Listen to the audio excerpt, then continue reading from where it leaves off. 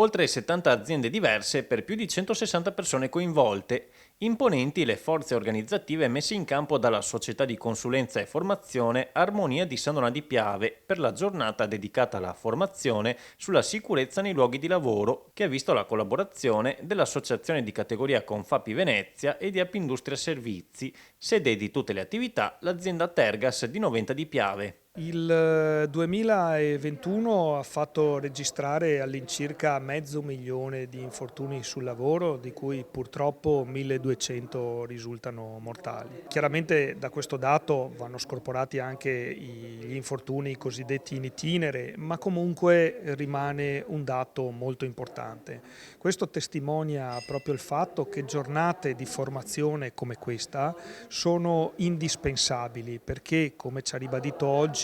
lo Spisal che ci ha fatto visita e il Dipartimento Prevenzione dell'AS 4, è importante la formazione teorica, ma la formazione pratica, la messa in pratica delle prassi deve diventare la cosa più importante nella formazione per la sicurezza e la tutela della salute dei lavoratori. La giornata si è articolata in 11 diverse isole dedicate all'utilizzo di attrezzature e macchine da lavoro, oltre alla sicurezza dei lavoratori su rischi specifici come primo soccorso, antincendio, addetti ad attività in spazi confinati o sospetti di inquinamento, lavori in quota e altri rischi come stress da lavoro. Capiamo anche tutti i giorni, lavorando nelle aziende, che è mettere in pratica quello che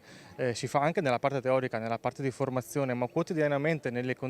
indicazioni e nelle procedure che le aziende danno ai propri lavoratori, c'è la necessità di andare a vedere e ad addestrare nella pratica quello che si fa quotidianamente. Applaudiamo questa iniziativa perché sappiamo che la formazione degli operatori delle aziende,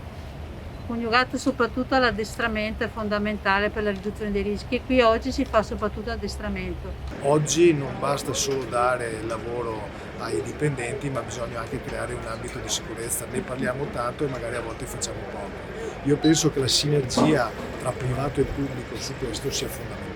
In qualità di presidente di Confapi Venezia ho l'onore di essere stato al tavolo alle grandi stazioni di Venezia, dove tutti i sindacati datoriali e le parti sociali hanno firmato il piano strategico 2021-2023 per la tutela della salute dei lavoratori sul luogo di lavoro, così come deliberato dalla giunta regionale. Questo è un passaggio importante perché stabiliamo un principio, che è quello della collaborazione tra parti sociali, imprese, organi di vigilanza e politica per tutelare la salute e garantire che il luogo di lavoro sia il luogo più sicuro per i dipendenti e per i collaboratori e comunque per chi sta e lavora in questi luoghi.